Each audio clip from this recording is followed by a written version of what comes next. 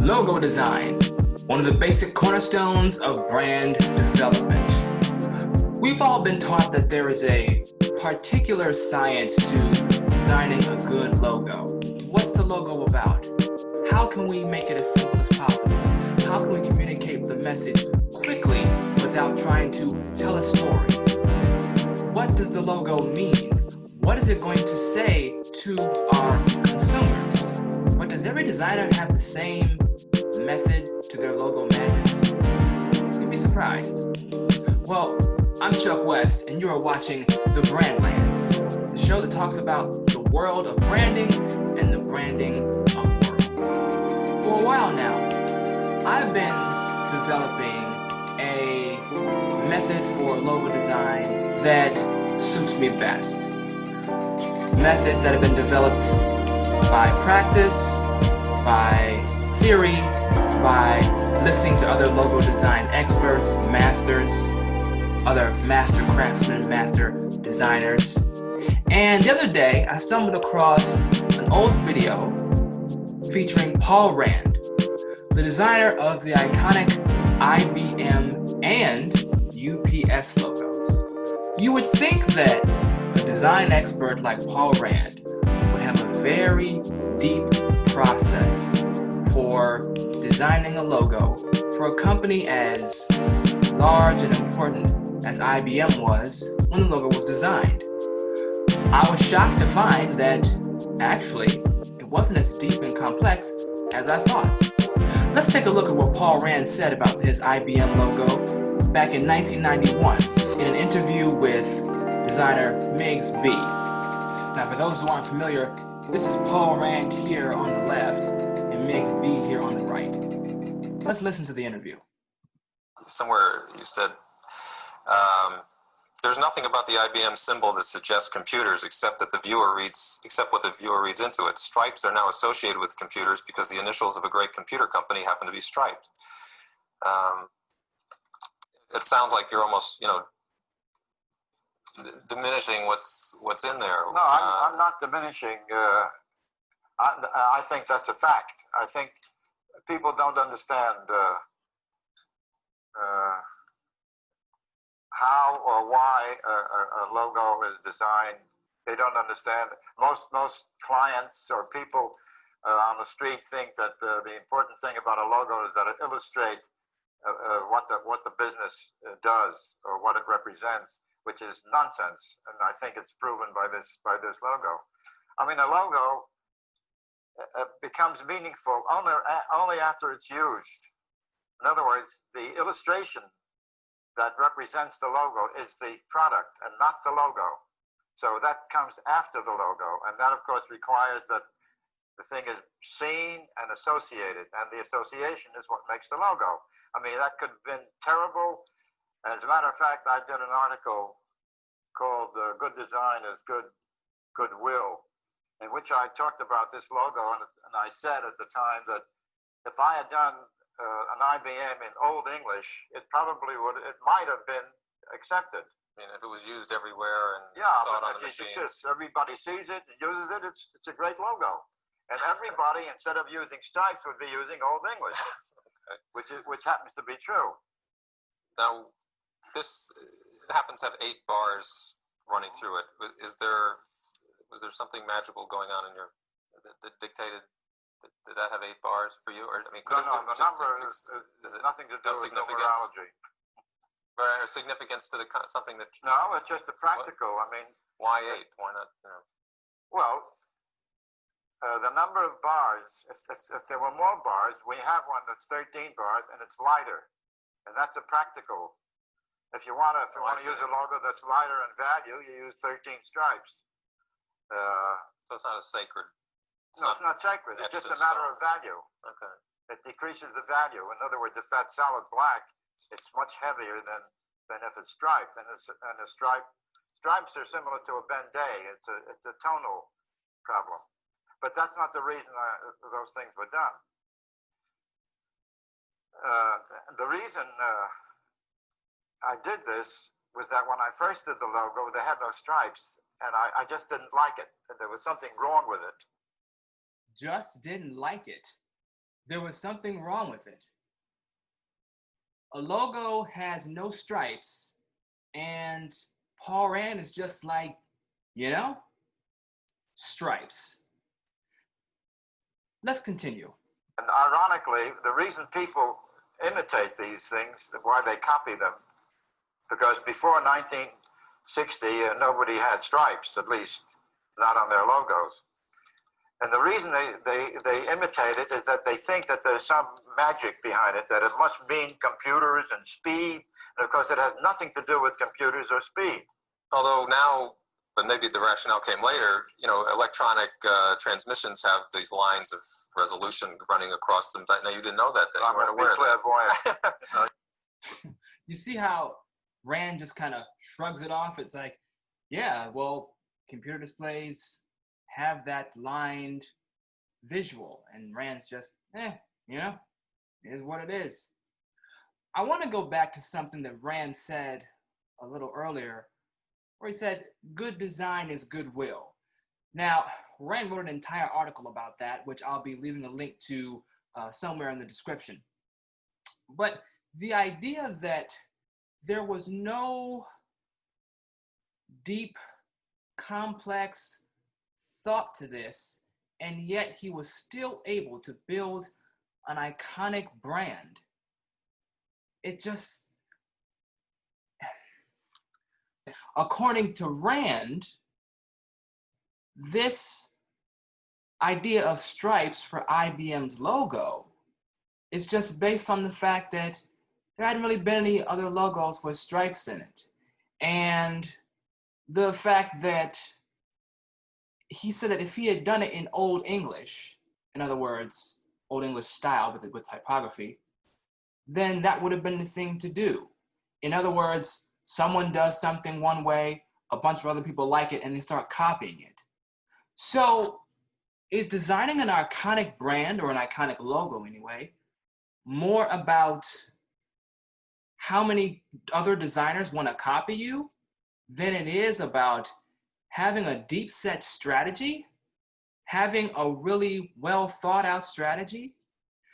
This can be a little bit jarring for designers who have for years been trying to figure out what is the secret formula for building a good logo, or just for making a good design in general. After all, we're designers. We don't like to just throw things on a page and say, okay, that's design, da da da da. You know, we want to have a science to it. There have been a number of designers, Paul Rand included, who have said things such as, who have acknowledged the fact that when you look at a logo, something like IBM, something like Nike, something like McDonald's, when you see logos in their final form, they look difficult to draw. Is McDonald's Golden Arches logo difficult to draw? No. Is IBM's logo difficult to draw? Well, maybe a little more difficult than the McDonald's logo, but all in all, no. As designers, we hear things like, a kid could do this. I know kids who could draw something simple like this. So what is it about logo design that makes it so special to a brand? What is it about us as designers that makes us as designers so significant and capable of producing these iconic logos when other people cannot? What's really going on here? This is something that I'm going to be diving deeper into. When Paul Rand says that good graphic design is goodwill, when something becomes a trend in design, someone had to start it. And apparently, Paul Rand started a trend with many of his designs, including the IBM logo. So maybe good design is more than just following a formula. Maybe it's being willing to step out of that formula. Try something that hasn't been tried.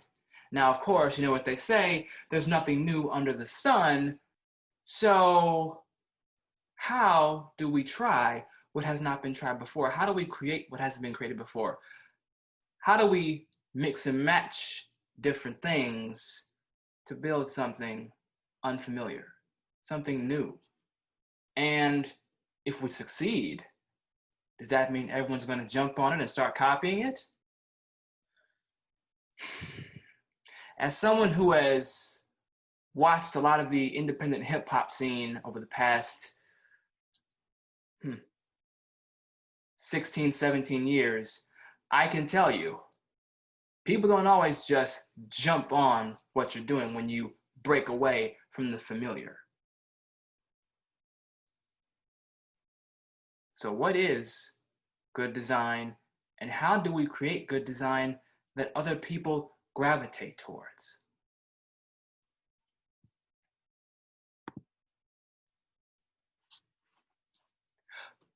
Let's take a quick look at an excerpt from Paul Rand's Good Design is Goodwill, which again, I'll be providing a link to that in the description of the video.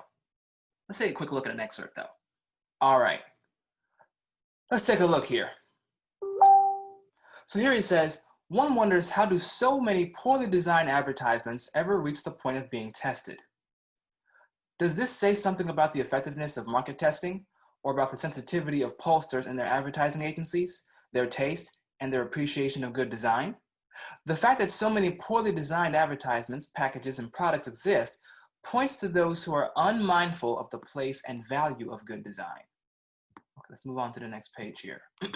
The fusion of marketing research opinions with relevant aesthetic considerations is best accomplished by those professionals whose business it is to be imaginative. Imagination is not to be divorced from the facts. It is a way of illuminating the facts. The imagination takes the slightest hints and turns them into revelations. The power to guess the unseen from the seen, to trace the implication of things, to judge the whole piece from the pattern. Okay, so it sounds like what Rand is saying here is that we need to be mindful of the facts, in other words, the research of the market, the people that we're serving with this design, the people who want the logo designed for them and how they feel about it, et cetera, et cetera. And we have to combine that with our imagination. We have to be able to look at what already exists, what is fact, and then apply our imagination of what could be based on the facts that we are given. Based on the information and research and facts that we are given, we use our imagination to take those facts and research to the next level.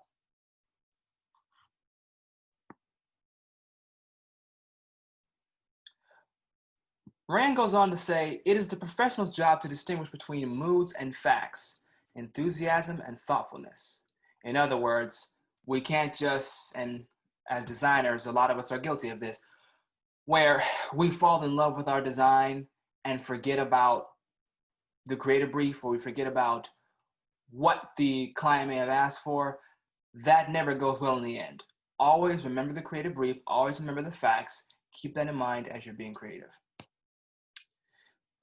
Between things symbolic and things real, the mere manipulation of opinions by marketers cannot replace imaginative interpretation. Things look as they do because the right or wrong people are making decisions. The marketer, who understands and is sympathetic to the design process, can help to make the right decisions. It is the place of marketing to supply information, and it is the place of the designer, with the marketer's cooperation, to interpret that information. So that goes back to the point that we were making. You cannot forget the facts, but you have to be able to use your imagination to take those facts to the next level and present it in a way that the client and the client's audience can find appealing. All right, literal interpretation produces stereotypes. Creative interpretation produces surprises. That competitive distinctiveness that business seeks.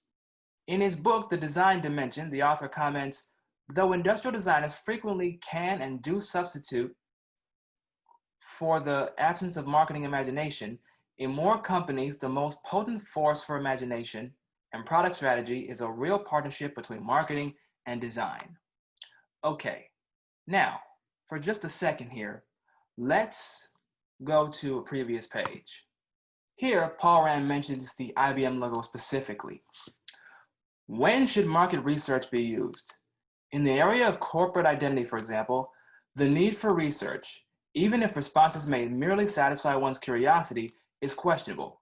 What, for example, might the IBM logo have looked like had it been subject to market polling, like this? Okay, you see this here? This old English script of IBM? That's what Rand was talking about in the interview in 1991 with Miggs B, where he was saying that that was the thing to do, that was the popular script, and most people would have wanted it to be that way. That was the style. Of course, as we know, Rand didn't go with that style. Now he goes on to say, I'm sure if this had been the outcome, and by this he means this English script IBM here, had this been the outcome, it would surely have earned a fair number of votes. But what could a researcher have asked about the existing logo? What do you think of this design? Does it say anything about computers? What kind of business does it suggest? The professional can concoct more suitable queries, I'm sure. But what possible responses could one have expected? I like it. I don't like it. It's too simple. It's too complicated. Reminds me of a candy cane, a barber pole, a prisoner suit, a zebra, etc. What possible use could such information have been to anyone?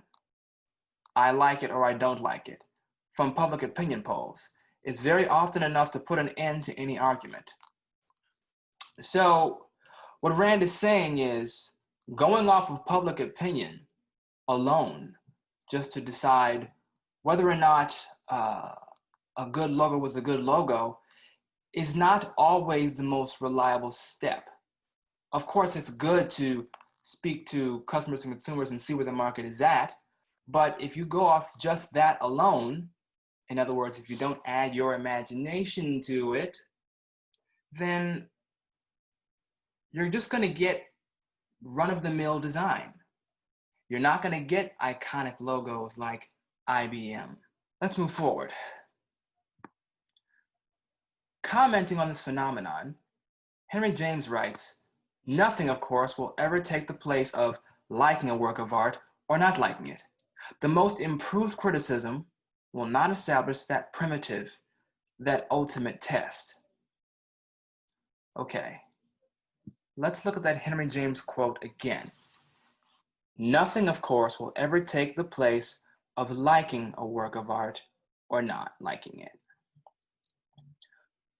We want our designs to be liked. We don't always take criticism well. I mean, we're designers. Sometimes we're very artsy, and that can lead to being a little too sensitive sometimes. But the question is, are we doing this to be liked, or are we doing this to design something for a brand that will have really good staying power, that'll be relevant for years to come? After all, IBM still has the same logo today, 2020. And that logo has been in place for decades. I'll read a little bit more. When novelty, uniqueness, and originality are indispensable ingredients, marketing information can be less than inspirational. One more time. When novelty, uniqueness, and originality are indispensable, meaning you can't get rid of it, marketing information can be less than inspirational. So, again, Rand is reiterating, while it's always a good idea to research the market, that on its own just isn't enough to take a brand to the next level. We need a foundation. We need to know where the market is at. Because if we go a complete 180, if we take a complete left turn, we might end up throwing off the audience of the brand. If McDonald's was to completely change its logo to something that didn't look like the Golden Arches, that would feel weird to a lot of its customers, wouldn't it? Why did it change? It's not the same as it was before, and I was fine eating these hamburgers and drinking these shakes with those Golden Arches. What?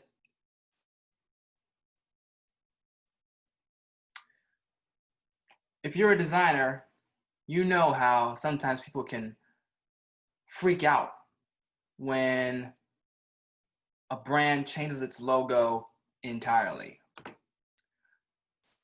Some of you may remember back in 2010 when The Gap tried to change its logo. The clothing brand, The Gap, changed its logo to a more Helvetica style typeface with a little blue square on the side. And people were like, did you do this in Word? Did they design this in Word? You know, everyone hated it. So The Gap went right back to their original logo. Now, a couple years ago, if you're an anime fan, you know that Funimation changed its logo and people weren't very happy. But I respect Funimation. They stuck to their guns, and now people's anger and frustration has died down, and Funimation is still the #1 distributor of anime in the United States. So, hey, sometimes change is good. But the willingness to rely on more than just market information is what will take graphic design, logo design, and brand development to the next level. So let's keep this in mind as we're going through our own design for logos and entire brands. It's not just about the market information. Yes, you want to have a very solid understanding of the market. Yes, you want to have a formula, a flexible formula for how you go about logo design. But you don't want to just look at market information and say, well, this is what we're going to do. That is, if you want to take design to the next level, if you want to take design further, if you want to make designs that, who knows, may end up being copied by a lot of people.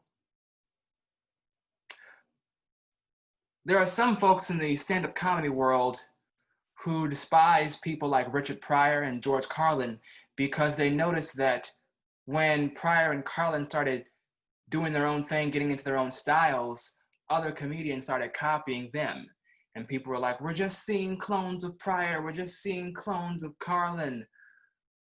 These guys ruined comedy. Well, hopefully one day, if you're a designer, someone will be able to moan and whine and cry about how you ruined design because you just made something that everybody wanted to copy because you were that imaginative. Well, as always, I'm Chuck West of CW Brand Solutions. We'll be talking more about logo design strategy in the next video. Thanks for watching, guys. Take care.